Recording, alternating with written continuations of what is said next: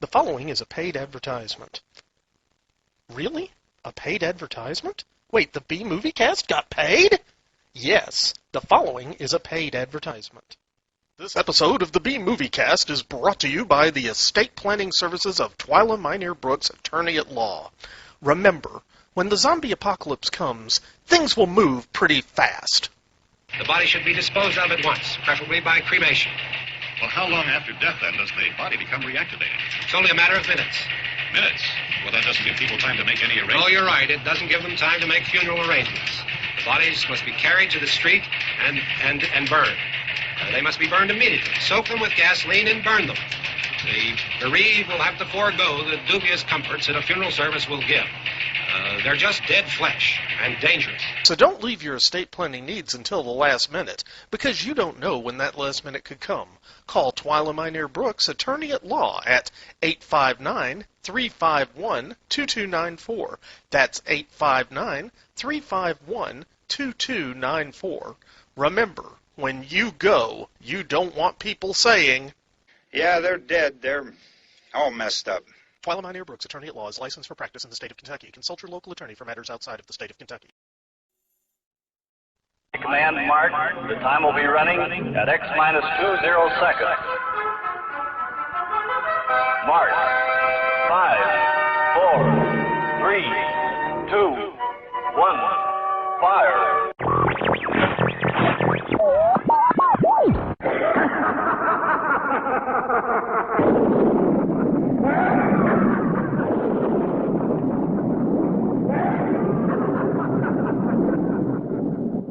Spawned by the continuing decline and fall of society as we know it, and created on the second-floor spare-bedroom studio in the Piedmont of South Carolina. Podcasting on a shoestring budget and changing the world one freak at a time. It's the B-Movie Cast with your host, Vince Rotolo.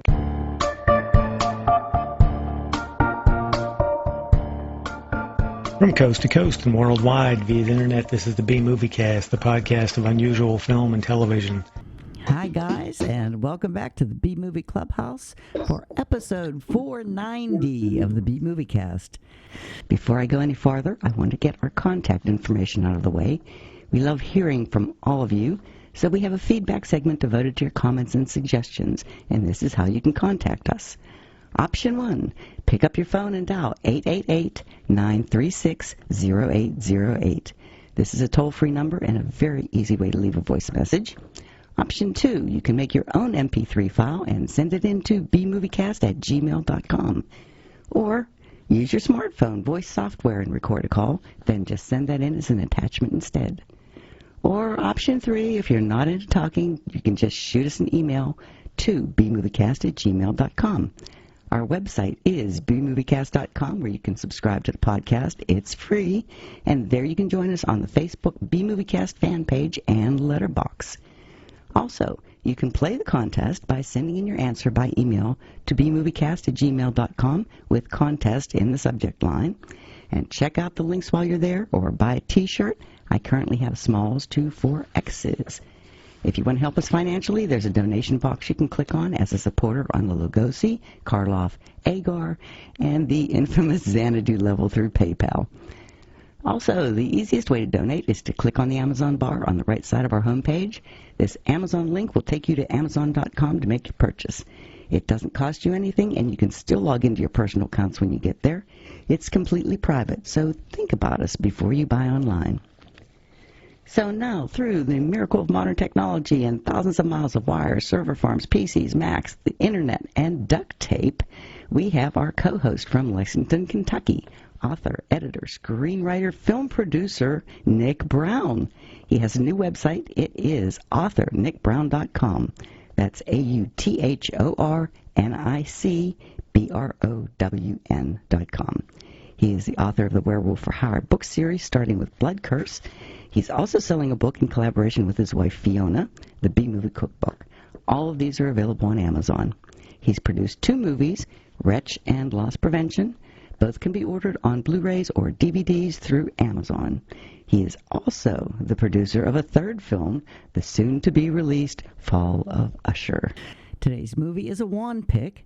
It's a Mexican horror fantasy from 1954 called Return to the Youth, a.k.a., I'm going to destroy this, Returno A La Juventud. Oh, my Lord, you said it right. You said it good. Woohoo! Oh, kudos. A big applaud and for you, Mary. You said it right. Man, oh, Wow. man. Good I job, would have done Mary. it any better myself. I'm impressed with myself. I'm impressed with you. All I can say is yo quiero cerveza. Oh, Hey, I know the important things. Yeah, beer. The only problem is I couldn't understand it if they told me where the beer was. They would Right. just have to hand me a beer. That's pretty much all I could do. So, I can say yo quiero cerveza and donde está la biblioteca. Only I really don't care where the library is. okay. Sounds like me in Italy. Italy and France, I'd ask for where the bathroom was, and they would like start rattling stuff off so fast, I'd just stand there and look at them Yeah. and make them point. Yeah. Well, I taught English in Japan for 3 years. And when I was teaching, I taught adult students as well as junior and high school kids. And in my adult classes, I had a lot more freedom with how I taught. I didn't have a set curricula like I did in the school. And one of the things that they would ask me was, okay, so how do I say where is the whatever? Like, where is the movie theater? Where is the bathroom? Where is the whatever? And I said, sometimes when people give directions, it is very hard for a non-native speaker of that language to understand the answer. Mm-hmm. So I gave them my big piece of advice. Just concentrate on the first thing they say, and then find somebody else to ask when you get that far. So if they say, go down the street, turn left at the stoplight, then go 5 blocks west, blah, blah, blah, blah, blah, blah, blah, blah, blah. Mm-hmm. From my own experience in Japan, trying to get directions in Japanese, I learned to stop listening after I got that first, go down to the end of the street and turn left. And then I'd go down there and I'd look for somebody else and I would ask them. And then I would just listen to the first sentence of that. Yeah. And then I would go that far. And, it took a while, but I got where I needed to go. It's kind of strange that you say that, Nick, because we have a similar situation just like that in Puerto Rico. Over there, they don't believe in signs, highway signs, or anything to lead you to go anywhere. You really have to know where you're going. So if you're traveling down the road and you're on Highway 2, you want to get to so-and-so town or so-and-so city, you need to stop and ask a gas station. And ask, how do I get to, to the town of Maricao or something like that? Okay, then he said, okay, go down, stay on this road here, go 5 miles, then make a left, go down 1 mile, and at that corner right there, you're going to make a right and go across the bridge, and then you stop there. And that's how they do it, because you don't have there's no visuals. You don't have road signs or anything that tells you 5 miles to Maricao. Yeah. You have 1 mile left to go, or turn right here, turn left here. You really have to know where you're going. So it's like you're lost. Yeah. Mm-hmm. No, and that's, I get that. And street signs are such an interesting thing. But anyway, we're way off topic right now. Another rabbit hole. Yeah, rabbit hole. We just took the rabbit directions class. Yeah. Welcome to the ESL class that is the B Movie Cast. Well, let's return to youth. Yeah, let's youth it. Yes, the 1954 Mexican movie. This is a Mexican version of Faust, or the picture of Dorian Gray, but the more modern revamp Dorian Gray without the devil. Never mind. It's not Dorian Gray. It's Faust. It was directed by Juan Bustillo Oro, who also directed Two Monks and Phantom of the Convent that we've covered in the past. This film's visual experience highly influenced by German expressionism, surrealism, and minimalism. Sorry, Nick. That's all right. It lacks the existential dread and terror found in Oro's The Man Without a Face, which I think we need to put that on the list too, because I'd like to see that one. And because it's like there's a lot of dream sequences and the timeline is really hard to follow in it, But I love this movie, and thank you, Juan, for introducing me to this. I am so happy that you're telling me that, and thank you very much, because I didn't know if this was going to be a hit with you guys or not. Nick, I know how new you are with the picks, and the last time I did a pick, it was totally off track. You're thinking it's this, and it's something entirely different. But this is exactly like I told you. It's more in the genre of a fantasy film. You know what I'm saying? It's got a little horror in there, but more of a fantasy mystery or fantasy noir, neo-noir dark film. And Juan Bustillo Oro was the right director, writer, producer, you name it, because he did everything in this film, and he had that touch with what you're saying about the German expressionism, for these films in the early 30s. So I love this film because it's like one of those rare. It's considered a fantasy thing. Okay, Exterminating Angel would be the next thing that I can classify this for. But it's Exterminating Angel, what Buñuel, which was the main actor in this film. By the way, I will talk about him. He is in that film. It's another film that is very similar, where it's like, wait a minute, what is this? Is this fantasy? Is this mystery? Is this drama? Is this horror? What is this thing? The actress was in it too, wasn't she? Yeah, she was. She was in that same movie. That would be a good one to do. Well, and okay, one thing I want to just kind of get clear. I was not unhappy with the last film, that it was not what I expected. So, and again, this one, you said it was exactly what you said it was. At the same time, I was still pleasantly surprised, not so much by the plot, but by how well done it was. Yeah. And, I thought it was interesting because at first I was like, this looks a little cheesy because, it opens up and you have that very surreal set piece that, they're walking around in. Cardboard cutouts. The cutouts and stuff. And honestly, I felt like as I went through watching the film, that really helped build the atmosphere of the film. Mm-hmm. And I know that was an intentional choice. And at first I thought it was just like, man, these are some cheap ass filmmakers. And no, that was an intentional choice. And I think it was really good. Yeah. Well, it could have made good. It could have been well done good for an extended long version of a Twilight Zone episode. But I'm saying, it could be that. But the thing about it is, because of the elements of fantasy and a little bit of the mystery and the Faust theme that's involved with it, because it is more, like Mary said, more Faust than Picture of Dorian Gray. Yeah. Though there is a touch of Dorian Gray in the film. You do see this in the film. Yeah. Because he has to look at that picture, and he looks at it old, and then he's going to look at it young, and he's going to look at it back old again. But anyway, the film has that magic touch. Dorian Gray didn't have a devil, so that's exactly the difference. Yeah. Okay. And by the way, for everybody listening, this film is available from Juan at fifthdimensionfilms.net. That's Yay! right. Yay! That's right. Order your copy now at fifthdimensionfilms.net. As a matter of fact, I already got an order for a copy right now. I do have an order. Mr. Our good friend Patrick Kelly is going to order the film for me. Yeah, he emailed me because I posted it on Facebook, and I put .com instead of .net. Oh, so wow. he made me go back, and he said, you might want to edit that, Mary. I said, oh, thank you. Whoops. Yeah. Yeah, because Patrick has my website info, the correct one. Yes. Through Wix, and he emails me and stuff. He actually goes on the website, but whatever he doesn't see there, he always sends me an email to let me know, hey, I don't see it on the website, and then he just emails me about it. So this particular one, I'm in the process of adding it to the website. It's not really on the website yet, but I'm going to be adding this one and 2 other new Mexican horror films that I got. I'm going to be putting those on there too. Okay, good. Well, let's get on with the contest first before we start with the movie. We have a contest. Yay! And the answer was The Batwoman from 1968. It's one that we did from Juan. Yes, it is. It is.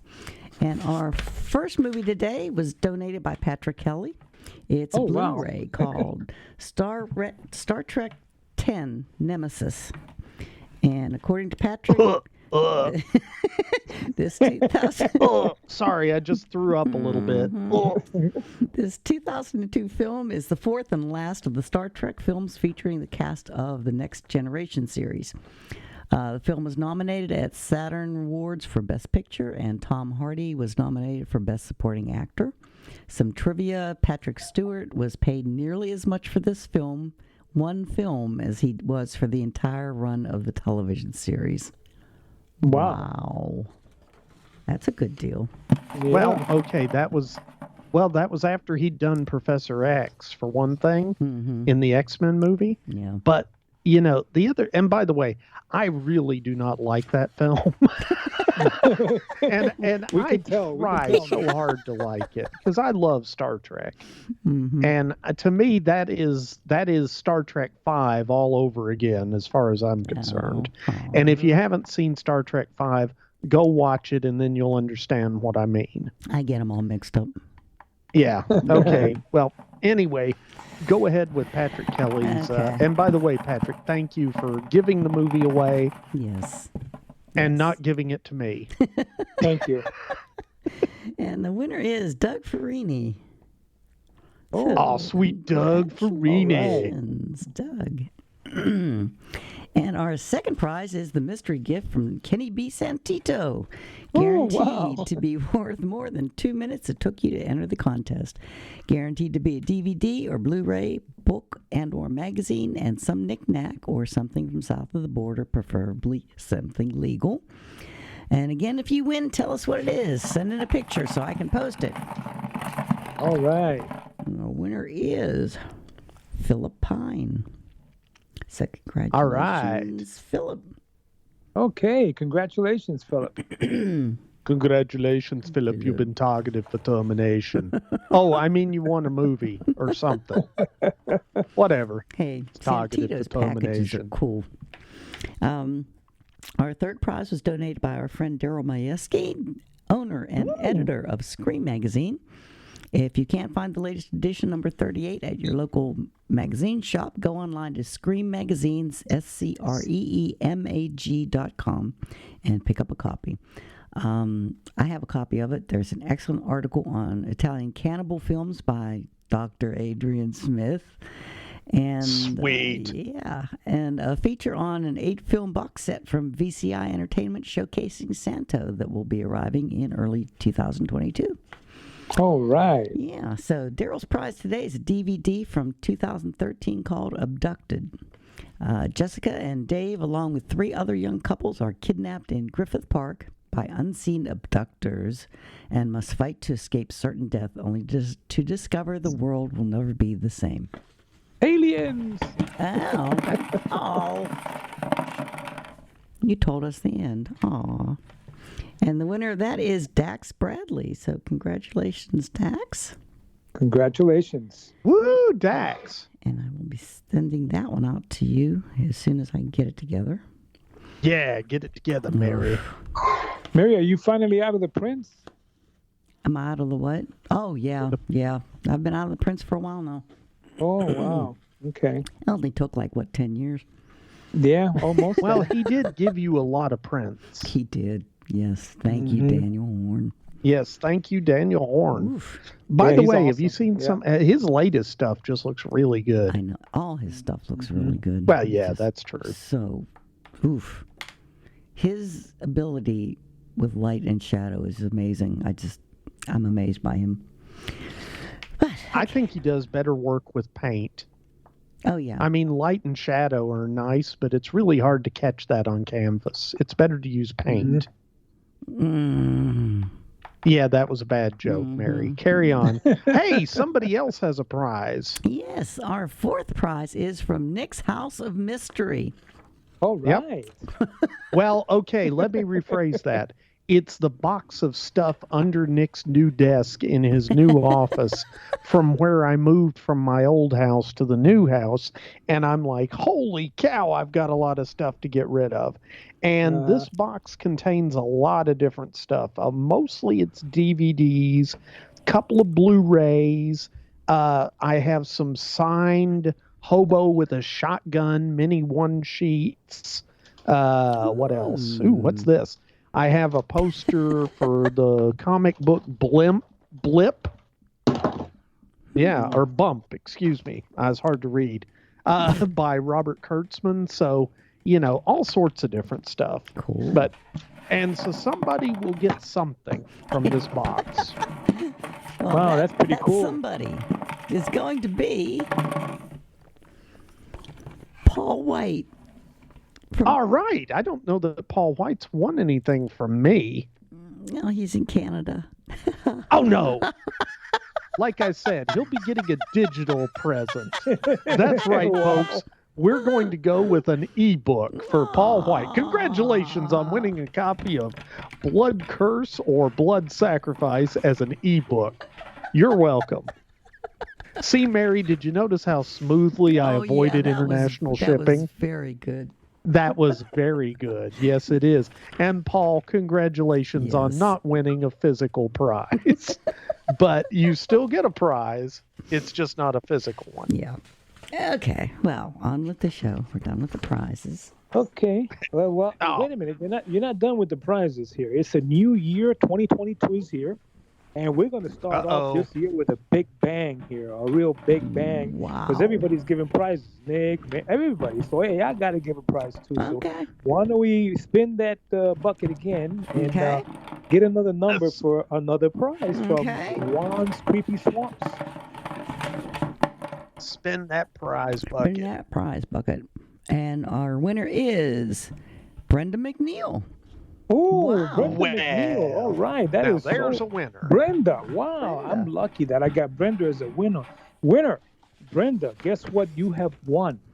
You have won yourself a copy of The Best of the British Collection, a thriller from 1940. It is called The Case of the Frightened Lady. And, since we're doing a movie very like this is a mystery, fantasy, thriller type.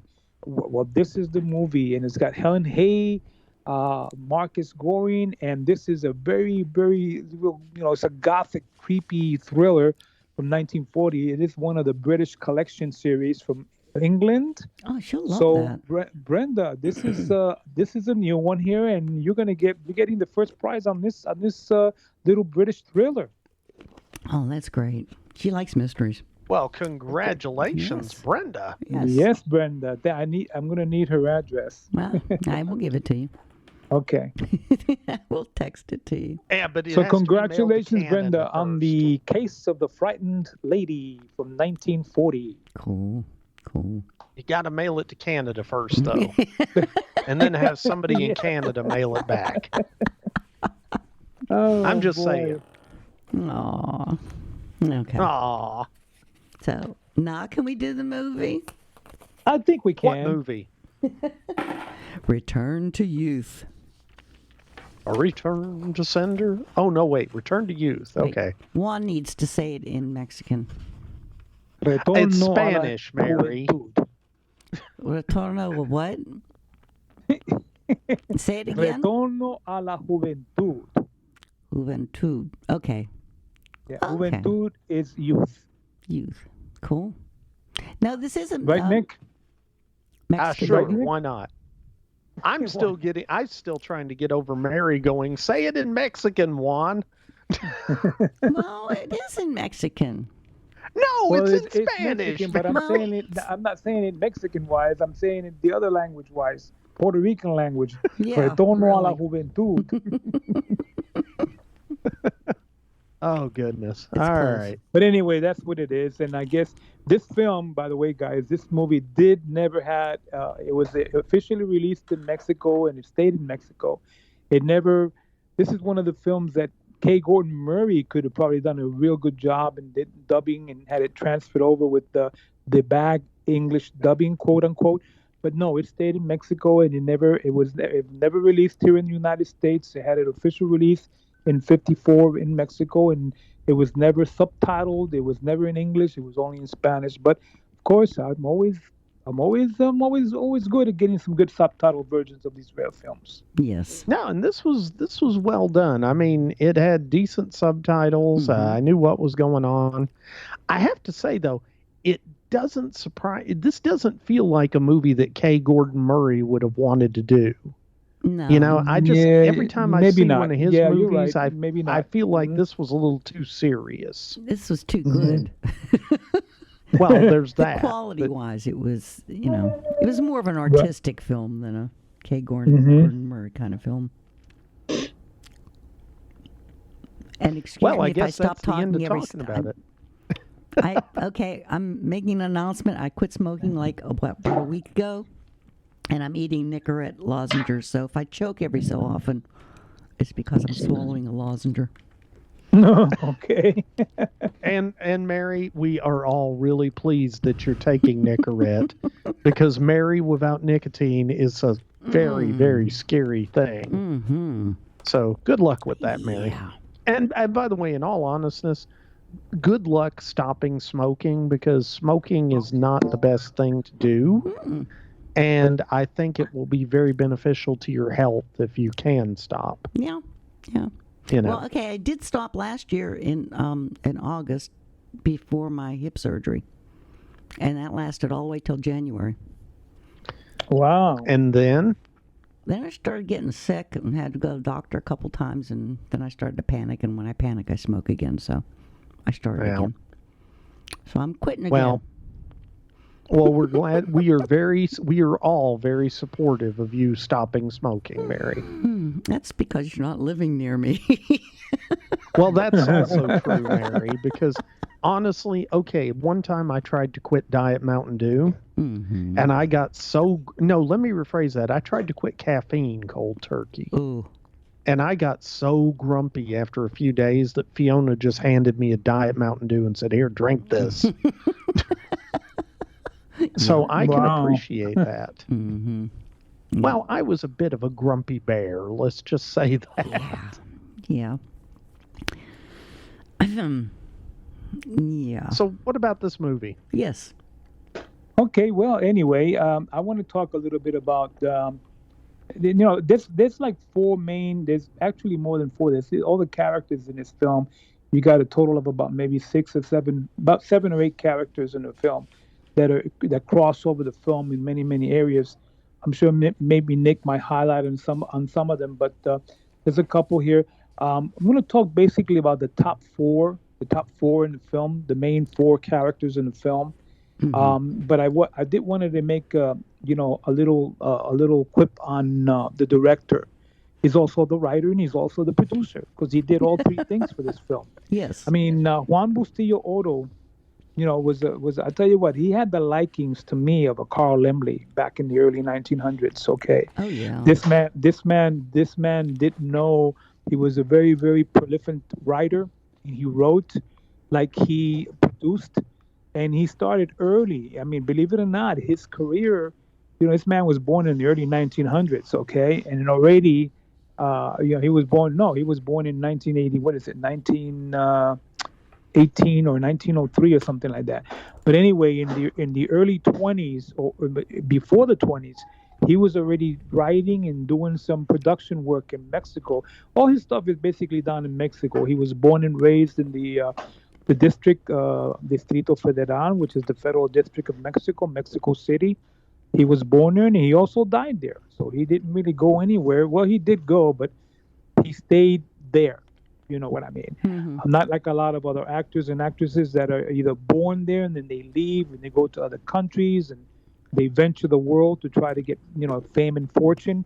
But Juan Bustillo Otto just decided to stay, in Mexico. But anyway, he the thing about him, okay, as far as his filmography is concerned, he had about maybe, I would say a total of about 140, including his writing, his directing, and his producing. But as far, because he wrote 66 of the films, of all his films, and he produced about maybe 20 of them, and then he directed over 65 films. Mm-hmm. So, but the ones that we really know for, the ones that we really know him for was is very actually the first 2 films that we did. We did both these movies, by the way, on the B Movie Cast, which was the Phantom of the Convent from 1934, and Two Monks. We did that one afterwards. I think after I told you that Criterion finally released a beautiful print of Two Monks, which I sent you guys. Yes. Yes. Yeah, and we did that one, and that was a good one. Well, Juan Bustillo Oro was also the director and the producer writer for both of those films from 1934. Gothic, mystery, some horror, because Phantom of the Convent had the horror elements and the dark neo-noir, and same thing with the Two Monks. But he started off with those two in 1934, and then from there on, he went on to do many, many, many, many, many films. I mean, and then his big twist, his turn came when he went into the early 50s, and then he came on to do this film in 1954. So when he did this movie, a lot of people did not know that he used a lot of the actors. Most of the actors in this film were used in his previous films throughout the 1940s and the early 50s. Andrés Soleil, Enrique Rambo, who's the main character here, and were used. They use these actors over and over because they're very good. So he figures, I'm going to use them over and over. But he did a movie in 1950, which was really good. I really liked this film. He directed it. It's called The Man Without a Face. I think you mentioned that one. Yeah, I want to see that one. Yeah, El Hombre Sin Rostro. And that's another film that's got very dark fantasy elements, and stuff. And it's got a little horror twist in there. And that one there was done by Juan Bustillo. He had this thing where he wanted to do more of the fantasy, mystery, thriller films than hardcore horror films where he had monsters in it. Mm-hmm. None of these movies that he ever did had any monsters in it. I mean, he stayed with the drama. He stayed with the thrillers and the mysteries, and he was very, very prolific throughout his entire career. That's Juan Bustillo de Oro. So I kind of picked this one in a way, right, because we did Two Monks and we did the Phantom of the Convent, and I say, well, let's see if we can get this one through. Mm-hmm. So I guess we did good with this one, I think. Yeah. I loved it. Mm-hmm. So he's everything in this movie. There is no producer, no writer. He did all three things in the film. So we can go on and talk about our first main actor in the film, mm-hmm. which I thought, man, he was a very, very good actor. Okay, and his name is Enrique Rambo. Enrique Rambo. I mean, you can say Rambo or Rambal, but the correct pronunciation is Rambal. And this actor was born in, again, he was not born in Mexico, believe it or not. He was a very prolific Spanish actor from Spain, born in 24. And, he did his early career in Spain, and then he decided to go to Mexico. When they come to Mexico, this is where they get the big chance on becoming major stars in film, if that's, they want to do. But Enrique Rambo was a Spanish actor, and he came to Mexico, and he started his career very, very early too, And he plays the lead character in this movie, by the way. What's that? He plays the lead character in this movie. Yes, he is the lead character. Yes, he is. He is the lead character. So Enrique, actually, he did a film. Alrighty, one of his first films was from 1952, and the movie was called El Martil Del Calvario, which is the Martyr of the Calvary, where he played the role of Jesus Christ in the film. Mm-hmm. And I tell you what, that was a pretty good role that he did on that, because if you look at him in that particular role, he looks very much like a Jesus character throughout the entire film. And the movie was from 1952. It's a drama, and it's actually history based, and it was one of the best cryptic versions of the story of Jesus Christ going to the Calvary, and he was the Christ character. Very well done. He did that one, and that was his first film in Mexico. Then from there on, he went on to me, the second best film that he did was this one, The Return to Youth. And then he went on believe it or not, in 1957, he did a movie that we all like. I don't know if, Nick, you've seen this one or not, but I mean, you might have seen it, you might not. The Man and the Monster. Mm-mm. Not familiar with that one, but carry on. The Man and the Monster, okay, from 1957. It's got Abel Salazar in it, and it's the story of, oh my God, he was really good in this one. He was the lead actor in that one too, and it was part of the Casa Negra collection that came out, about 8 or 10 years ago. It was one of the movies in there. It's called The Man and the Monster, and he actually, this particular film, Enrique Rambo actually plays the monster in this film, and it's kind of a weird film because it's about a failed pianist, and it's got a very similar plot line to this film. He sells his soul to the devil in return for his becoming one of the greatest musicians in the world via playing a piano. He was a pianist. Okay. But you familiar with that? Yeah. Yeah. Okay. I've read about it. It's a good one. Yeah, right. So that one there, and it's one of the ones that Abel Salazar is in that film. Okay. So that would, to me, would have been, like his second best movie was The Man and the Monster from '57, right after he did the Return to Youth. So he has three, to me, the three major ones that I really enjoy of Enrique was these three films. How about the two films? The Exterminating Angel? The Exterminating Angel, yes, that of course he was in that too, and he was one of the lead characters in that one too. That movie came out, I believe, in '63 or '62. '62, I think it. Yeah. And it was one of Luis Buñuel's really, really weird. I don't know what you could call that film, but he was one of the main. I want to see this one. I really want to see it. I really want to see this one because it's guests at an upper class dinner party find themselves unable to leave. Yeah, maybe we can even do that one if you want. I mean, Yeah. Buñuel, anything that Buñuel does is he's a great I love director. Buñuel. Okay, and he also wrote the film and produced the film in 1962. So it is a really kind of like a weird film. It's unforgettable because after you watch this film, you kind of like, wait, what? You know what I mean? You probably have to go back and see it again to really get the idea of what it is. And Enrique Rambo, he plays Edmundo Noble in the film. In that, he's kind of like one of these gentlemen, with a top cane hat, and he wears this thing, and he's got a beard and everything.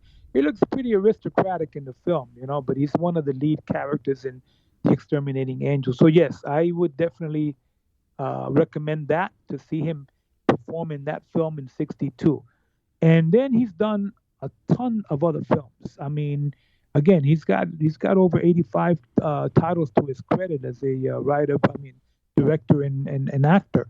Mm-hmm. And he's done a lot of he's done some westerns, he's done a lot of romances, mostly romance dramas, and he's done some crime films. He did a few crime films, and he's been very active. He directed soap operas too, didn't he? Yes, he did. Later on in the years, he went on to do soap operas. He did a film in '66 called the Right to Live, El Derecho de Nacer, or The Right to Be Born, and that's kind of like a very it's a drama romance, but it's a story about when you give birth and you don't want the child, what do you do? And then all of a sudden, you don't want to give it away, but then you have the maid of the house who happens to be a black maid, like a Hattie McDaniel type. She takes care of the child, and then they leave her. That kind of a story, and then the maid raises the child to be her son, and then he kind of said, wait a minute, I have a black mother, the thing like that. But it's very, very good movie.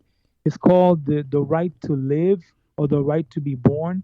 And Enrique Rambo is in this movie, and he's, again, another leading character in this film in 1966. So I would recommend, if you like those kind of dramas, I would recommend that so you can see him in action there. He's done a few comedies, not a whole lot, but he has done a couple of comedies with Piporro, and he did one with Germán Valdez and Tintin. But then he went on and went back to his love, which was the dramas, the romance, and the mystery and crime and noir films. So he was very, very, very active. I mean, I would say all the way up into almost the 80s. And of course, he passed away in 71, in December of 71. But he was active up until that time, in other words. And he died in Mexico City again, just like Juan Bustillo de Oro, So died of a heart attack. And but a very good career. And his movies were good. You see him acting in this film, you get to say he's got the caliber of a good actor. Yeah. In this Return to Youth, you would definitely like him. You would enjoy him in that, you know. Yeah. Well, he plays the aging professor and the incarnated devil and the young professor also. So he plays basically dual three roles. Yeah. Yeah. Very good. So, Yeah. and then let's talk a little bit about the leading lady, Inez. Cherito. Yeah. Rosario Granados. Again, she was not Mexican.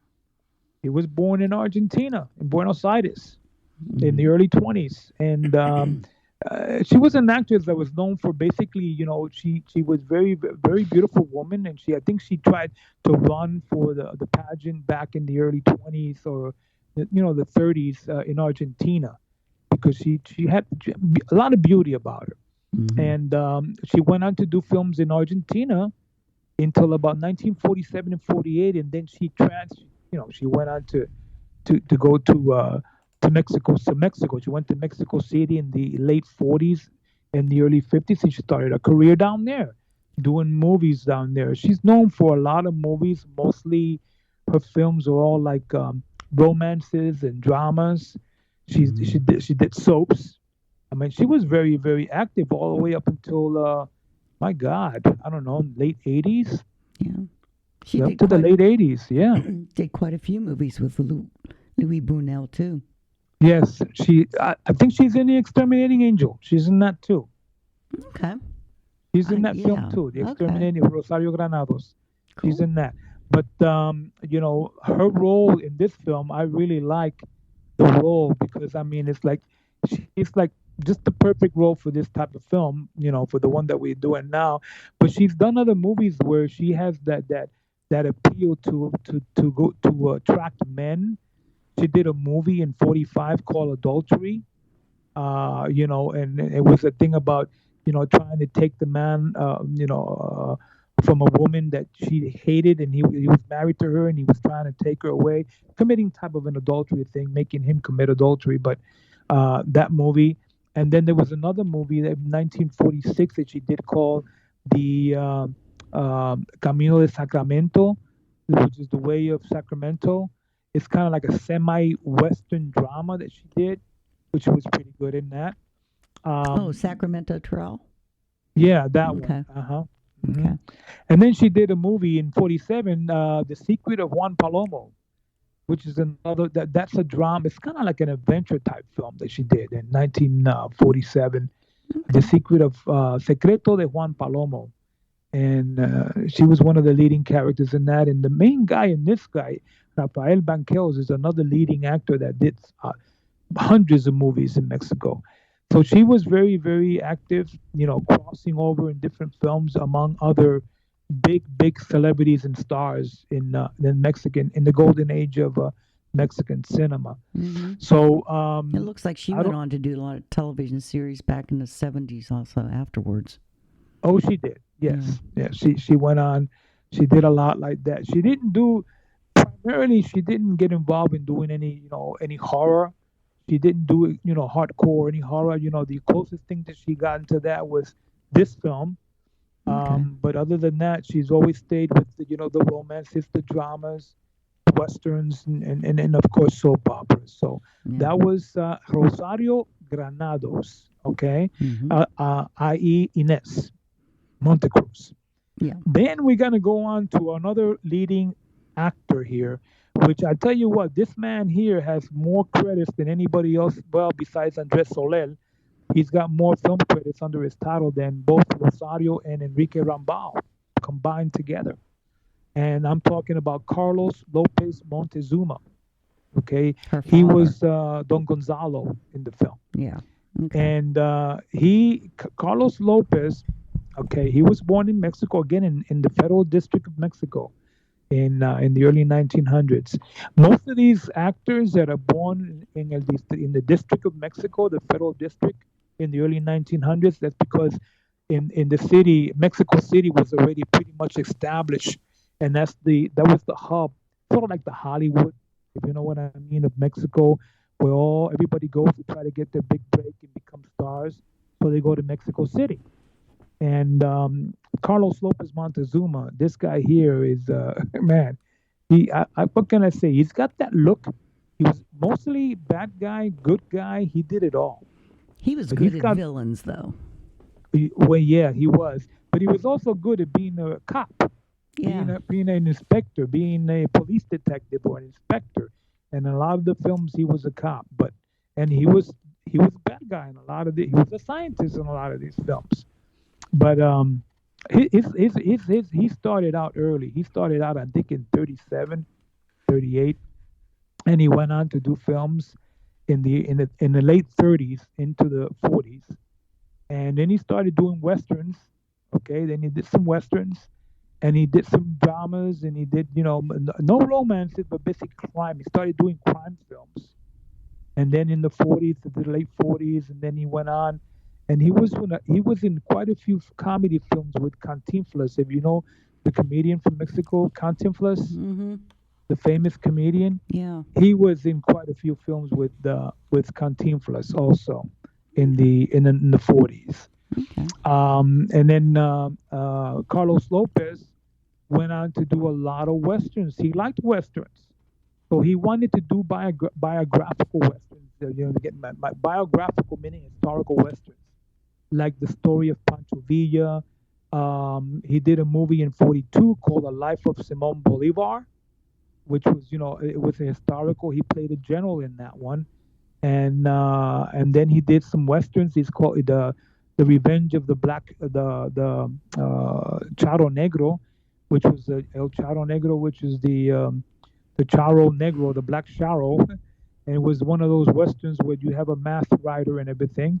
He did quite a few of those, and then he did some movies, western movies, romance movies, and The Love of Jalisco, and he did The Rock of Souls with Jorge Negrete and Pedro Infante. He was with a lot of leading top Mexican Western singing stars in the 1940s. And finally, he went on to do in 1957, he did one of the last Western films that he really, really enjoyed doing historical Westerns was This Is the Way Pancho Villa was in 1957. Oh, okay. Then after that, in the early 60s, he changed his tone about how he was doing his films, and he went on. He's got that face where you see him and you recognize him, all the time. Oh, there he is, And so, he did a few more westerns in the early 60s, and then his big break came in 1960. In 1960, he did his first horror film, and he got a liking to wanting to do horror. His first horror film in 1960 was called La Llorona, and I believe we did that one. Yes. The Crying Woman. Mm-hmm. All righty. And he was Don Gerardo Montes in that film in La Llorona in 1960. So he really enjoyed that one a lot. He says, wait a minute, I think I have a good feel that I can do more of these horror films. And believe it or not, in 1963, he went on to do The Curse of the Crying Woman, which was kind of like the sequel to La Llorona. Oh, okay. In 1963. And so he did that one, which was that was a really creepy one. That was definitely horror. And then in 1963 also, he went to do another Mexican horror Western in the line of some of the Mexican Western horror films, like how do you call it? The Riders of the Skull that we did years back, Charro de las Calaveras. He did a movie called La Máscara de Jade, The Mask of Jade, in 1963, and it was a horror film that had to do with it. Believe it or not, it was a Mexican wrestler, a masked wrestler. Okay. So he got his liking to doing movies about Mexican masked wrestlers. But in 64, he did another horror film called The Museum of Horror, which is the Mexican version of Horrors of the Wax Museum. Oh. The Vincent Price film, okay? In 64, the museum, and he was a professor in that one. Okay. But the big break for him came for Carlos Lopez Montezuma. Finally, the big break that he always wanted after he did two more films He did the Ghost Phantom. I mean the Ghost Town. That was the name of the film in 1965. And he was Don Nestor. He was one of the ranchers in the film. This was a horror film, believe it or not. It's the Mexican version of The Curse of the Undead about the vampire, the Western vampire. It was called Ghost Town. So he was in that, and he says, okay, I'm going to do another mass movie, wrestler. So he went to do Neutron. He went to do a Neutron film right in the same year. He did Neutron Battles the Karate Assassins. Oh, my God. And he was really rolling. He was rolling. So finally, the big break came for him in 65. That same year, he did 8 films, all relating to luchadors, horror, and he liked it, so he stayed with it. So he got his first break as Inspector Villegas in the first Santo film he did called Santo versus the Strangler in 1965. And then he did the sequel of Santo versus the Ghost of the Strangler in 1966. And he was also So I'm Inspector taking it Villegas he in that. killed the Strangler in the first one then. What's that? He must have killed Well, he the must have Strangler killed in the the first Strangler one. in the first one if it's the ghost of the Strangler in the sequel. Yeah. I'm just But hey, saying, that those just are two kind of hit Santo me, movies. so I They're got to pretty run cool. with it. What were you Let it saying, go. Mary? We'll move on. What were you saying, Mary? No, he must have killed him to be the ghost. Yeah. And in 67, he went on to become, he liked the role of being an inspector or being a police detective. All his movies after that, believe it or not, guys, Carlos Lopez Montezuma remained as the quote unquote inspector, police detective of all these films, because that's what he was known for. A lot of people, when you mention his name, oh yeah, he was inspector here, he was professor here, he was. But anyway, in 67, he did 2 films in 67 that had to do with another mask adventurer. He was like a spy smasher character that wore a mask and fought crime, and he was called Rocambole was his name, and he was going versus the Harpy women. And he was Inspector Ansaldo in that one, and then the sequel to that one, which was the Rocambole versus the Sect of the Scorpion, another mystery crime thriller about a masked adventurer, and he was also Inspector Ansaldo in that. So you see where he was going after that. His career maintained solid, pretty much, guys, up until, I don't know, maybe the 80s, early 80s, I think. He went on to do movies, and he started doing he did television. He did some television, and you see his face when he did. I think he did a few soap operas, if I'm not mistaken, in the early 80s. I think 80, 81, and he maintained to do films until he finally did. He passed away in 80. He's 70 years old, but he was very, very, very good actor. Carlos. I'd like to see him in Viva Maria, the 1965 French film. Yes. Brigitte Bardot. Mm-hmm. The last actor I'm going to talk about right now, to round out the role here, is I'm not going to talk much about him because this guy here has got an amazing filmography. Known for, oh my God, every movie you could think of. A lot of Cantinflas films. His name is Andrés Soleil. And he played the butler. He played the butler in this, right? Yes, okay. He was the butler. And Andrés Soleil, I mean, this guy was born in the 1800s. I mean, very, very, very, he was born in Mexico. And his filmography is amazing. I'm not going to go into a lot. The only thing I'm going to tell you is he has done over 200 films, all in Mexico. And as an actor, he was known for a lot of comedies with Cantinflas, with Tintin, with Resortes, all the famous comedians of Mexico you can think of. He was in the movies with them. Okay. He did westerns, he did comedies, he did romances, he did dramas, he did, you name it. He did it all. This guy here could have been the equivalent of a John Hoyt, or maybe one of our American actors that goes on that's got that known face, and you see him. He was a character actor, or he was a character actor, okay. just about in everything you can think of. But I mean, at least 200 of his films. Wow. And he was with with Capolina, with Viruta, with Cantinflas, with Tintin. I mean, you name it. He started his career in 35, I think, in 1935. And one of the ones that I really enjoyed of him was in 42. He did the Three Musketeers, which is the Mexican version. It was a comedy version with Cantinflas. That was his first film where he did comedy. And he loved to do westerns. He did a lot of ranchero movies with the ranch and with the Jorge Negrete, Pedro Infante, which are another great Mexican stars from the 1940s. Very, very active in the 40s. Very, very active in doing a lot of westerns. And he went on to do more movies with Cantinflas because I guess Cantinflas really liked him.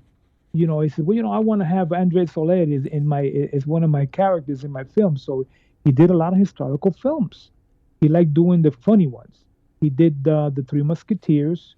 And then in 1943, he did Romeo and Juliet. He did a version in 43 of Les Miserables. And he was also with another leading lady from Mexico her name was Maria Felix, very known actress. Okay, she could have been considered I don't know, maybe the Marilyn Monroe, not Marilyn Monroe, but similar star status in Mexico, Maria Felix. He was in a movie with her in 43 called Doña Barbara, Miss Barbara. He was in a lot of romances throughout the 1940s. And then in the 50s, he went back to doing westerns again because he loved westerns.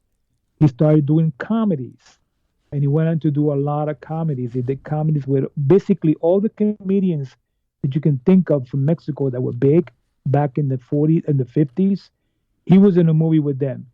Clavillazo, Tintin, Resortes, Cantinflas, every comedy actor that was famous, he was in a film with them.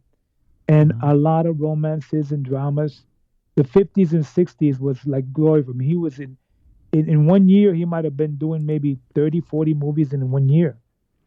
52 alone, he did like about 15 films in 52. And in 53, he did another, he did another maybe 20, 30 films. He went on to do a lot of movies.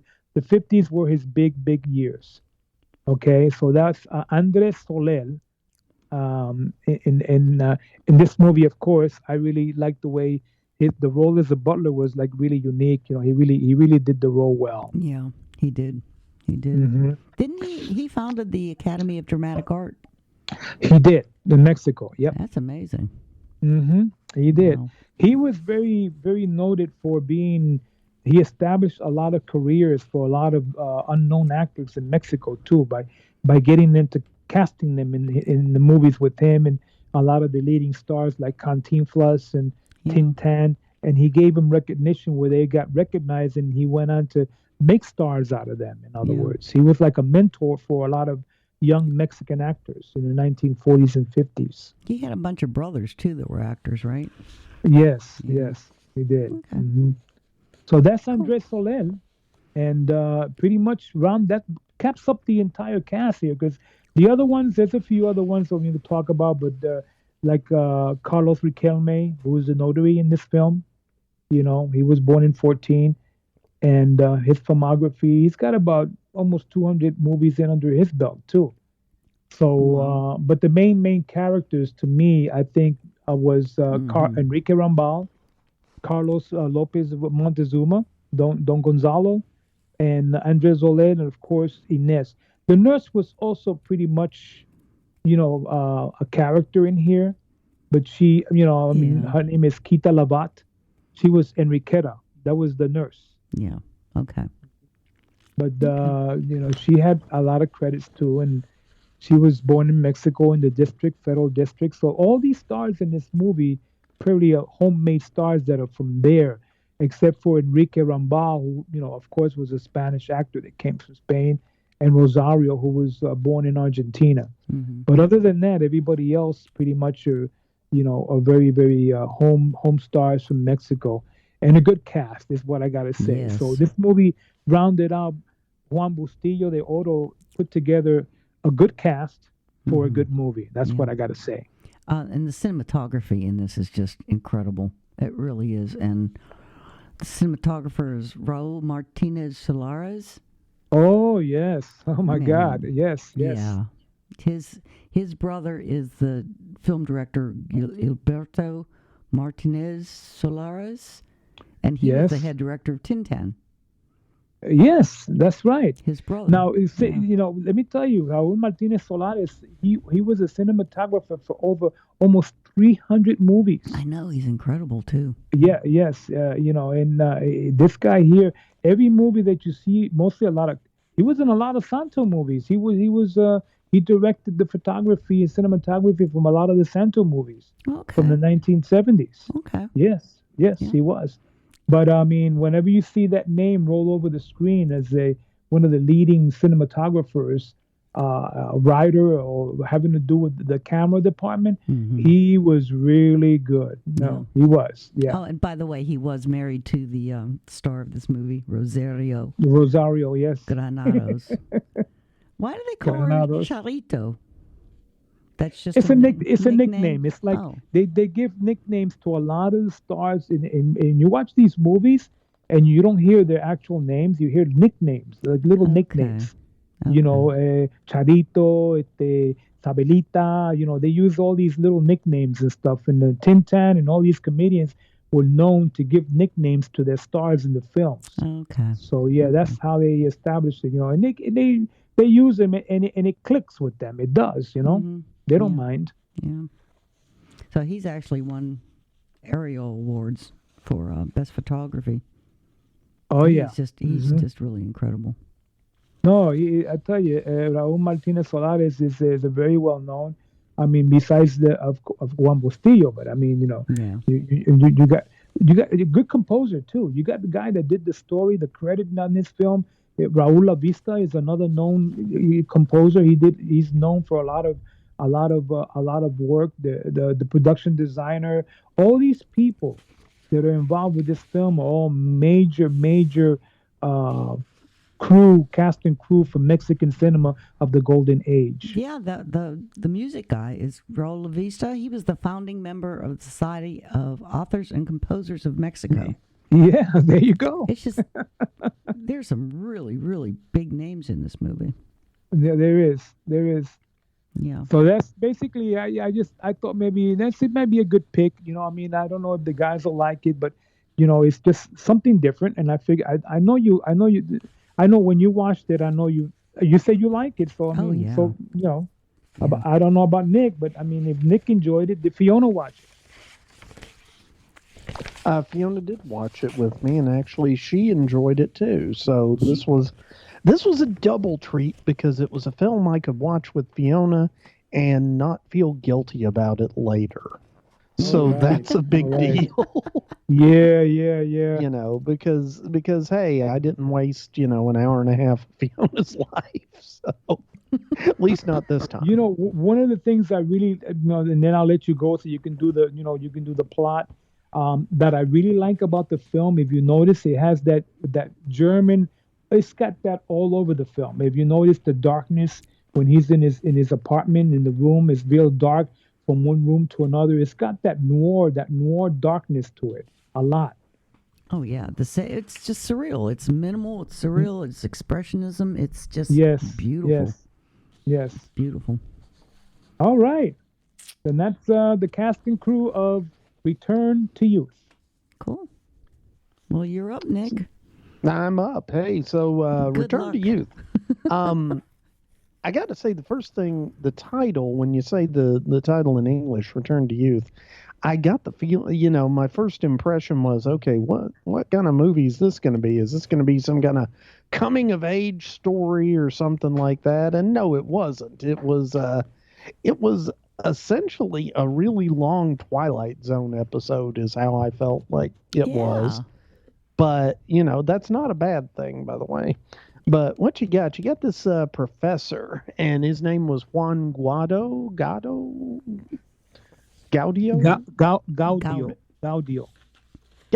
Okay, so Juan Gaudio was, he's this old dude, and he's a professor, and he's sitting there giving a lecture to his class, and he's eyeballing one of his students pretty uncomfortably, and that's Inez Montecruz, and That was Rosario Granados. And, she's sitting there kind of clueless. Okay, because after the class is over, she hangs around for a while, and he's obviously trying to ignore her, then trying not to ignore her. But he's trying to, basically, he doesn't want to come across like he's, being inappropriate with the student. But at the same time, you can tell just by the way this guy talks, the way he looks at her, this guy is very interested in his student. And so he goes up to her and she's like, "Oh, professor, there's no way I'm going to pass your class and I'm going to fail." And he says, "Well, why don't you come to my place tonight and I will be happy to give you some private instruction." And it's all very legitimate, very above board, okay? It's all, he's trying. Yeah, he has these feelings for her, but he also acknowledges the fact that, she's like a college student and he's like, an old man, essentially. And he's trying not to be, the guy from, he's trying not to drool Lolita. He's trying not to be all, he's trying not to be a bad dude, but he isn't trying hard enough. And thing is, he sets up, he's got his place and it's full of books and his research. And and by the way, this whole time, the sets and all the exterior scenes are obviously being filmed on a soundstage with like cardboard cutout representations of dead trees and dead bushes. It sort of reminds me of a bleak landscape from an episode of Star Trek, except the episodes of Star Trek look more realistic. It's a dreamscape. But at the same time, that was okay because they were going for a look. They were going for, say it, Mary, say it, German expressionism. Yes, they were going for some German expressionism in a big way. And a lot of it reminded me, going back to our episode of The Cabinet of Dr. Caligari, a lot of the set pieces reminded me of that in a lot of ways. Yeah. And every single set piece throughout it was like this. I mean, his office / home was ridiculously huge and ridiculously underfurnished most of the time. I mean, it starts out with a bunch of bookcases, but we'll get to that later. But anyway, he has her over, and while he's waiting on her, and she's supposed to come over at 8. And now bear in mind, she is just desperately pleaded with the professor for help. And he's like, "Okay, come over to my house at 6 and I'll help you." "Oh, I can't come at 6. I'm having coffee." It's like, "Oh, okay, we'll come at 7. "Oh, I can't come then. I'm doing something else." "Oh, okay. Well, why don't you come at 8? And so she's like, "Okay, I'll come at 8. I think, that won't be too late." So anyway, he is, Professor Juan is there and he's trying to get the house fixed up. And he's like, okay, to his butler. And I cannot say this dude's name. Sinocefalo? Sure, why not? The butler. Yeah, Juan's just laughing, and that's fair, Juan, because I have butchered this dude's name. It's actually Sinocefalo. Okay, whatever you say. The butler. Sinocefalo. Okay. Sinocefalo. Oh, you did it. Very good. Hey, there you go. So Sinocefalo. Now I'll just keep saying it because I can say it. Sinocefalo. Hey, baby, Sinocefalo. Anyway, wow, don't know where that came from. Anyway, Sinocefalo is his butler and I guess, sort of his friend. But at the same time, you want my opinion about this guy? My opinion is that this guy was actually the devil. I really feel like this guy was the devil because, you see old Professor Juan is there and he's like, "Okay, put out a lot of the cakes. She likes these cakes and do this and do that." And he's like, "I really want to talk to you frankly." And when he said this, I thought, okay, he's going to tell the professor to kind of back off because maybe he's being a little inappropriate with his student and what he's planning. And the guy says, "Thank God you finally decided to do something fun." And it's like, whoa, whoa, dude, you're encouraging him to mac on this college girl that is his student. I mean, there are so many ethical issues going on there that it's not even funny. And this guy's just like, do it, do it, do it. And he's really encouraging him, and it's like, okay, so he's not going to be the voice of reason here. And anyway, Inez finally shows up like almost 2 hours late, and she's dressed like she's going to the prom. And the first thing Fiona said when she walks in is, that's how she dresses to come study? And sure enough, no, she's actually going dancing. But she wanted to stop by and tell the professor that she was being rude and to sort of apologize for it, but not really. She was just, as a matter of fact, I think she wouldn't have even come by there, but I'm guessing wherever she was going to go dancing was probably right next door or something like that, because she just, she shows up and he's like, oh, well, here, have some of these cakes you really like. And she's like, oh, I couldn't. Well, okay, I'll have a cake. And she's eating the cakes, and he's sitting there telling her how, how she's stirring these feelings, and she's just like, oh, you're so cute. You remind me of my grandfather.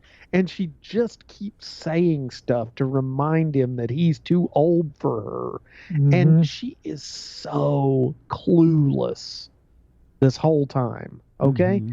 And finally, he is just like, you know what? Screw it. And he just grabs her and kisses her. And she is shocked, needless to say. She did not expect this. And she tries to play it off. She's like, oh, it's okay. And he tries to play it off too. And the two of them, they're trying to get back to a normal kind of student-teacher relationship.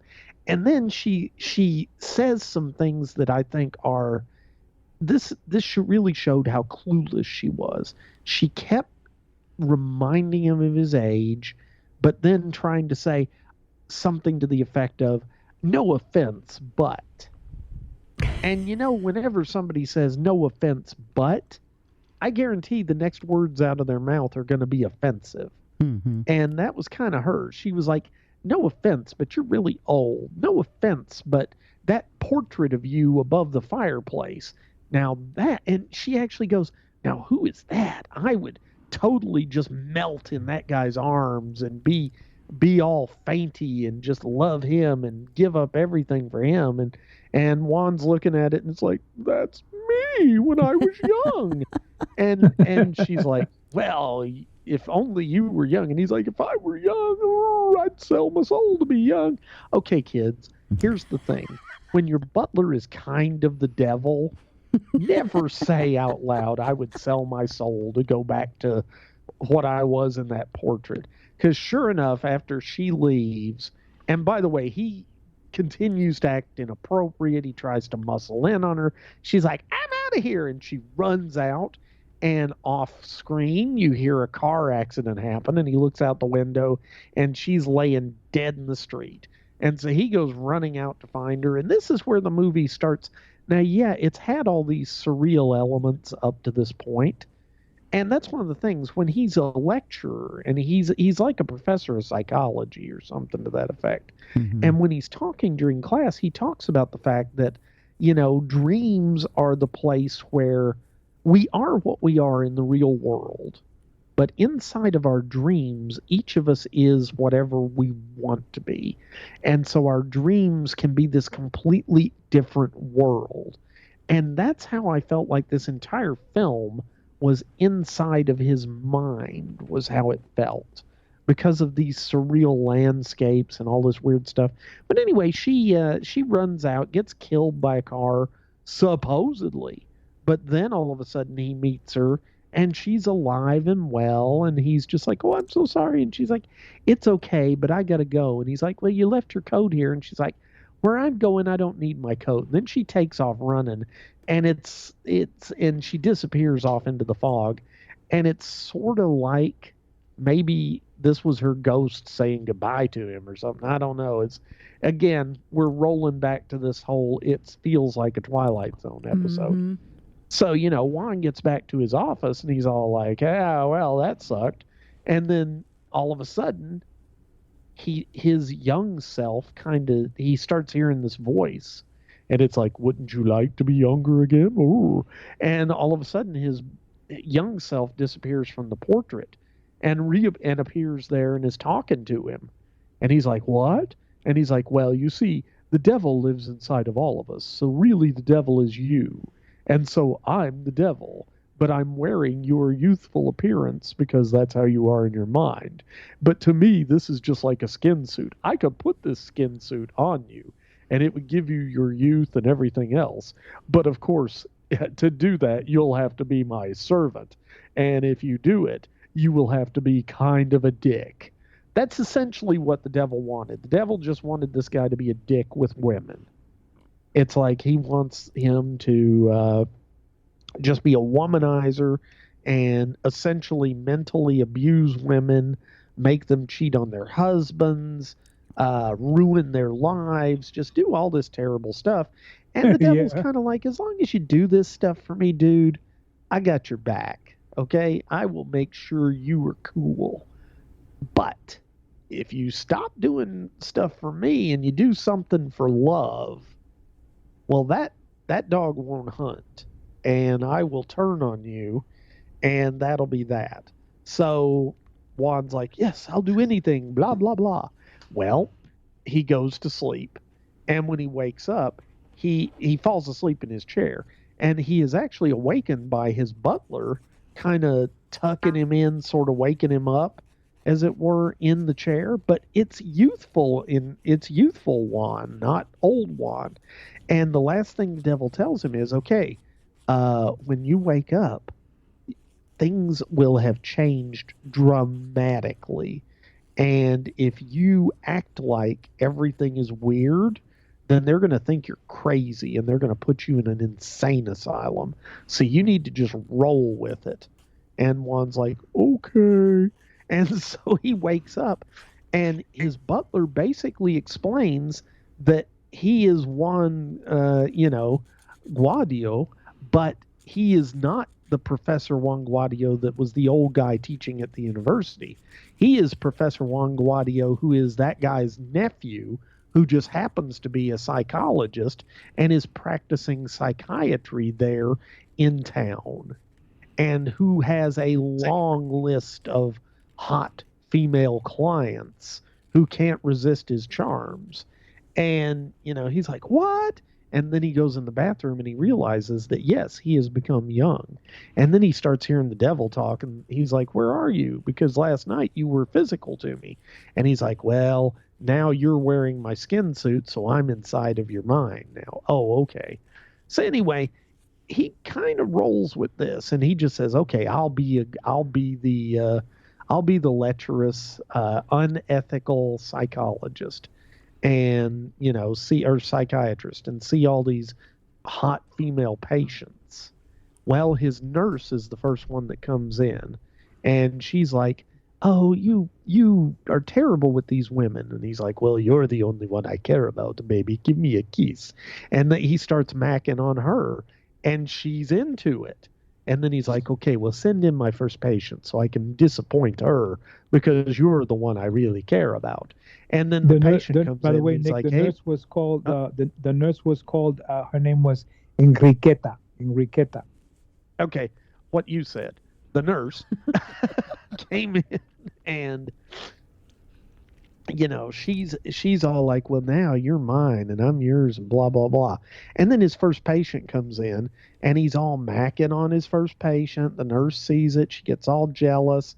Then the patient has issues with the nurse, and he ends up killing one of his patients.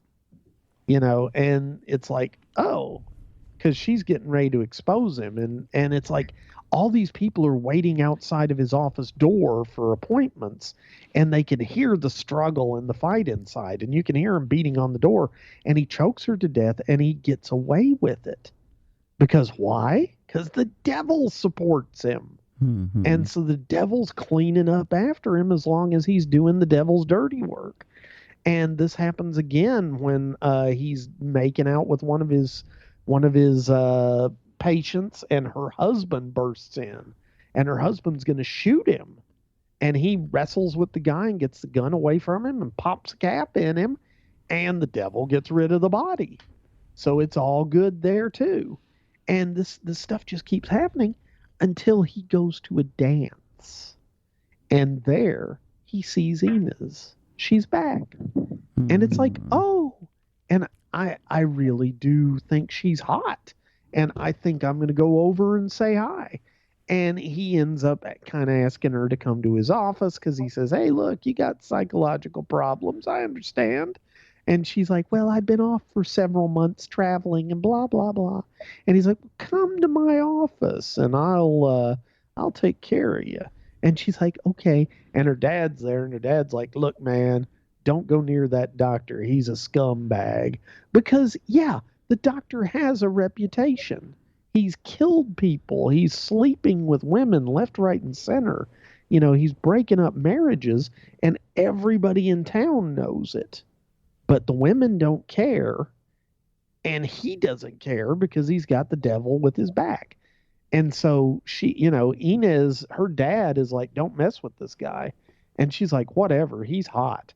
And, you know, she starts messing with him. Well, the problem is that Juan really did love her. And so during the course of his kind of scuzzy courtship, they start really falling in love. And he hears the devil say, hey, you've broken our pact. And it's actually, you know, the nurse is kind of coming in and saying, hey, you've broken the pact. Devil's going to abandon you and things are going to go south. And sure enough, stuff starts going south. But what's interesting is it's obvious he's terrified that he's going to turn back into the old man. And that doesn't happen. Instead, all of a sudden, all the crimes and stuff that he's committing are starting to catch up with him. And Ina's dad says, look, I will kill my daughter before I let her marry you. And so there's a big conflict getting ready to happen between the dad and Inez and Juan, and not to mention the fact that Juan has backtracked on his promise to the devil. So what's the devil gonna do? You know, there's all this tension going on, and it's really well done. Mm-hmm. And I'm not going to tell you what happens at this point. Okay? So you're just going to have to go to fifthdimensionfilms.net, order a copy of this movie, and watch it. So where do they go for the movie? fifthdimensionfilms.net. Tell them Nick sent you. Okay? So that's the film. And yeah, it was a really good film. Yes. And thanks, Nick. Thanks, Nick, for not spoiling it, not at the very end of it, because it's got a good twist at the very end there. It's got a decent twist to it, and I mean, some of it's we've seen this sort of thing before in film, so it's not 100% original. But thinking about when the film was made, where the film was released, I think. You know, you talk about stuff being kind of a cliche in some ways. It's not a cliche if it's the first time it's done. Mm-hmm. You know, and so I really felt this film has a lot to offer for anybody who's interested in film. Check it out. Mm-hmm. I mean, it is definitely a good film. One thing, and I don't feel like I'm doing a spoiler, the only scenes in this film that feel like they were filmed in the real world were at the end. And I will leave it to you, the viewer, to buy a copy at fifthdimensionfilms.net and check it out. That's right. This week's podcast was brought to you by fifthdimensionfilms.net. fifthdimensionfilms.net for all of your return to youth needs. So anyway, there you go, kids. So that's the movie. And it is very confusing. The timeline. It was. Jumps all over the place, and you get real confused, but it's so good. Well, that's the reason why the subtitles work really well, because you definitely have to read the subtitles to know what's going on. To understand the logic of the film and the plot in itself. Where it's going. But pretty much the visuals could tell you a lot too. You really don't have to. The subtitles are there, but if you just looking at the film and looking at the visuals to see what's going to happen, where it's going, because you know what this man's obsession was, that he wanted to be eternally young again, you know, to be able to captivate the women that he wanted, and then being old, he could never do that because he's already past his age, and women don't have an appeal to him anymore. You know what I mean? But he's a professor, but he still has his kicks for young women, if you know what I mean. Yeah, but you feel sorry for him at the beginning because he spent his entire life being a professor, you know, learning and teaching, and he didn't have any fun. He didn't have wives, he didn't have girlfriends, he didn't have friends, he didn't go out and party. See, at the beginning, you do kind of like him, you know. He just then he just gets weird. Oh yeah. Yeah. But you kind of get the idea Then at the very beginning. Weird. Mary's succinct summary of the film. He starts out pretty good, and then he gets weird. Yeah, but you get the idea. I mean, I got nothing. That very first scene when he's walking, I guess, into his into the classroom, where he's walking through those weird trees and stuff. That gives you an idea right there what the movie's going to be like, and it just gets better from there. Well, you know, the thing about it is, again, I have to say, the movie is not a die-hard, strict horror film, but it does have a little bit of the horror elements, and it has mystery, it has the drama, the fantasy is there. Absolutely, the fantasy is there more than anything else, because the concept being, I say, more Faust than the picture of the Dorian Gray. Yeah. Because you do see the picture, and you see it young, and you see it old, and he looks at it, and the picture seems like it's looking back at him, and he's kind of relating with the picture. I want to be like that. I want to be young again. That kind of stuff. Yeah. But you know, again, the Faust theme of the devil convincing him to sell his soul for the youth, to have eternal youth. Okay, that's what it is. Yeah. Kind of that was the kicker right there. And throughout the entire film, that's what it was. But it was really well. The plot to me was very good. I liked it, and I really enjoyed it, guys. I like the way the devil got him out of all those things too. How he kind of manipulated time and space and. Yes. So definitely, you would if you enjoy this film, you would definitely love the other two films. We talked about these, which is the Exterminating Youth and the Man Without a Face. The Man Without a Face. He's in that one too, but that one there has got sort of like a theme like this one, The Man Without a Face.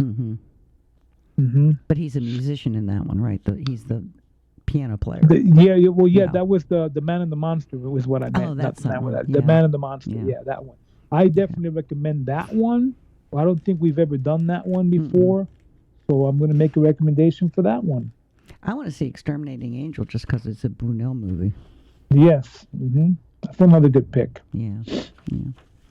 Okay. Well, is that it? Anything Yeah, else? that's it, I guess. Yeah. So, Mary, you got any feedback or I have anything? one piece of feedback. Okay, I'll hang around for that. And it is from Brenda. And Brenda. She writes and says she saw the new Nightmare Alley, which, have either of you seen that one yet? I have, and it's awesome. Oh, really? No, I haven't. No, because I'm still stuck with the Tyrone Powers version. Okay. Well, the Tyrone Powers version is really good, but I tell you what, the new Guillermo del Toro version, he really went to town on this one. It's excellent. Ooh. Okay. Yeah. Well, she said she went and saw the new Nightmare Alley. It was good, but they seemed to emphasize different parts and downplay others, and added some stuff like the weird jars. Okay. Well, okay, I'm going to give you what's going on with the film, by the way, guys. Okay.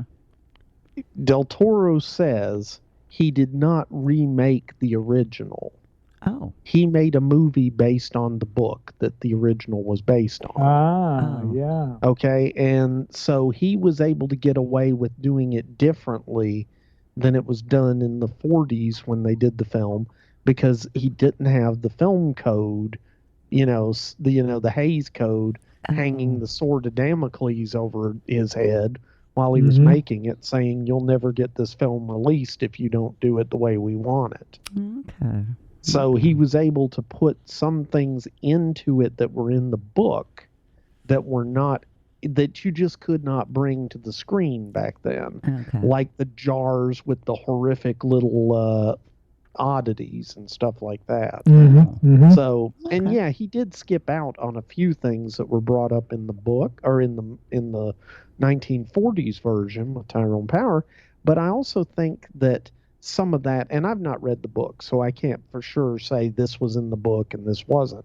But I think some of the things that were in the original film that were not in this one were things that they put into it to kind of substitute for some of the stuff that they couldn't put in. Okay. That's my opinion, by the way. But anyway. Well, she goes on to say, I have read the book. It's on audio. Aha! It's on audio also. And the new film is mostly faithful. So that you got it there.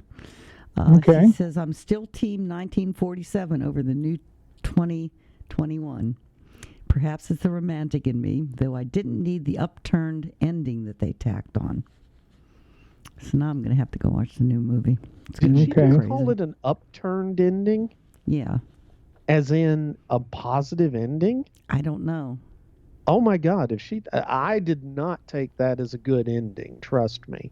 Okay. Well, maybe it's just upturned because it's different than the way it was in the 47 movie. Well, I think the 47 version had what I would call a more upbeat ending because, and we talked about this film on here, and I don't want to spoil it. Yeah. And I don't want to spoil the new one. Yeah. But yeah, the ending of this one to me was darker than the ending of the original version. Well, maybe that's what she was talking about. It's an upturn from it just turned. I don't know. Whatever the case, I think, it, but anyway. Okay. She goes on to say, 2 funny stories. We showed the 1947 Nightmare Alley on WBAK-TV when I worked there in the late 70s. It was a little long to fit into our film time after you added the commercials. So our film librarian, Ed, H-A-U-G-H, pronounced Hogg, she says, hi, Ed, if you ever hear this, sorry to give away your secrets. He did what he always did to trim it. He threw the second reel on to the moviola, ran it forward the amount of time he needed to trim, and then he clipped it. Oh, wow. So basically, he just cut out the first part of the second reel. So, so suddenly, Stanton and Molly were already married, and there was no explanation. That would make that a very hard movie to watch. It would be a little confusing. Well, this is the incredible power that people did not realize that projectionists had over what they saw. Because I knew projectionists who, even in the early 90s, when I was working in theaters, as a manager and projectionist, I might add, but I knew sometimes I would get films from other theaters in Lexington. They would circle through our chain, and sometimes I'd get copies from another theater, and I would have seen the film already, and I'd realize as I'm putting it together or whatever that there's a bit missing, and it's because I just didn't like that part, so I cut it out. Whoa. It's like, what? Yeah, that happened a few times, and I tell you, there was one. What was it? Young Guns 2 is the one that I remember. Because there's a scene when Lou Diamond Phillips' character he finally dies in the film. And as he dies, like a spirit horse, it comes down. He sees a spirit horse. And my buddy, the projectionist at South Park Cinema, is like, man, I did not like it when the TriStar horse came in. So I got rid of the TriStar horse. I'm like, what, dude? That's a film. You just, come on. Now. Wow. And to be fair, I never cut anything out of a film like that. Believe that or not, your choice, but I stand by it that I never did that. Well, and I definitely didn't cut the TriStar horse out of Young Guns 2. Well, we all know. Well, sometimes when you do that kind of stuff, you take away from the originality of the film. Oh, yeah. When you're trying to edit and cut and paste and copy whatever to change it somehow, Yeah. But I think a lot of film goers and film viewers would rather have more of the originality of the film to compare. even though it's not a direct sequel, because it's not. Del Toro did it, not even as a remake to the first one, its own take on it, using the similar storyline from the first one. Yeah. With some changes, of course. So they leave it up to the viewers, to us, to determine, okay, is this a better version than the 47 version, or the 47 is better than this one? Yeah. Well, we all know they cut movies for television anyway. Oh, absolutely. Oh, well, sure. That's a given. As a matter of fact, a friend of mine and I had argued forever about differences between the movie Halloween. Mm-hmm. And it turns out that I had been watching a version that was edited for television when I was growing up, and he was watching the theatrical version. So we were both right. Oh, okay. She goes on to say, if you watch the TCM intro-outro to Nightmare Alley on Noir Alley, Eddie Muller mentions con men using "Are you a friend of Stanton Carlisle?" to identify each other. I do a little tarot card reading for entertainment only, she writes. And she said, I was doing one in public somewhere, escapes me where right now, and I had a gentleman come up to me between readings and ask that question to me. I remember being puzzled and said no, then asked him if that was the character from Nightmare Alley, and he quickly left. It was only when I saw the noir segment that I understood what he was asking. Ah. Oh, well. I got nothing. Yeah. So she goes on to say, stay safe, and that's from Brenda McNeil. Awesome. Thank you, awesome Brenda. email. Yeah, that's great. And that's it. All right. All done. The next episode will be the beginning of our countdown to 500. And I'm not going to tell you what it is right now because I don't know what it is. Okay. Fair. Everybody just stay safe and stay warm because I don't know about you guys, but it's cold down here right now. It's colder here, but that's beside the point. It's hotter here. Well, you are in Florida, Juan. If it's as cold in Florida as it is up here right now, then I think the world is ending. And I'm not going to say the world isn't ending because it's been a pretty crap year already. Yeah, I know. But let's be positive. Yes. Yes, absolutely. Yes. Looking forward. Monster Bash, all the shows, looking forward. Episode 500. Yes. Yeah. We got stuff going on. Yeah. All right, kids. Looks like we've gotten around to time to end this here show. So Thank you very much, Mary. Thank you, Nick. Thank you, Mary. Juan. Thank you for doing this great Mexican film here that I'm hoping that the listeners are going to enjoy, and you're going to look forward to getting a copy. Where, Mary? Nick, where, Mary? FifthDimensionFilms.net. That's right, folks. Go to FifthDimensionFilms.net. Okay, guys. And if you go to FifthDimensionFilms.net, maybe I'll stop saying FifthDimensionFilms.net. Please go to FifthDimensionFilms.net, guys. Where should they go, Mary? FifthDimensionFilms.net. That's right. Go now. Sounds good. Watch out for snakes. Bye, guys. Bye. Okay, bye. Bye. Adios, Mafia.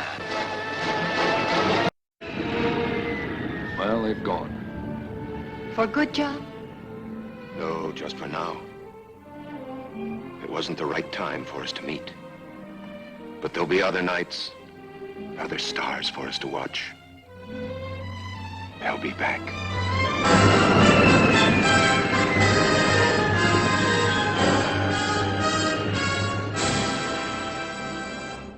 The ghosts are moving tonight, restless, hungry. All right, fellas, here's your story. Greetings, my friend.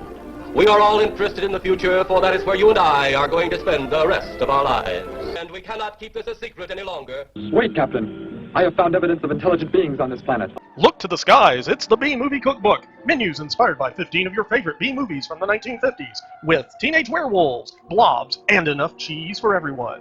When we return to our planet, the High Court may well sentence you to torture. But until then, we've got Ed Wood and Vincent Price. There'll be food and drink and ghosts, and perhaps even a few murders. You're all invited. So impress your friends with dinner and a movie with the B-Movie Cookbook. We've got you covered. Get your copy today at bmoviecookbook.com. That's bmoviecookbook.com. Let me see that book. I am interested to see what sways your mind so heavily. Sure thing, just visit bmoviecookbook.com. Anybody around here want some coffee?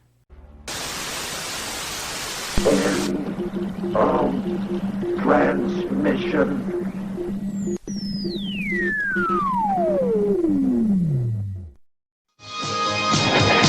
The good guys always win, even in the 80s.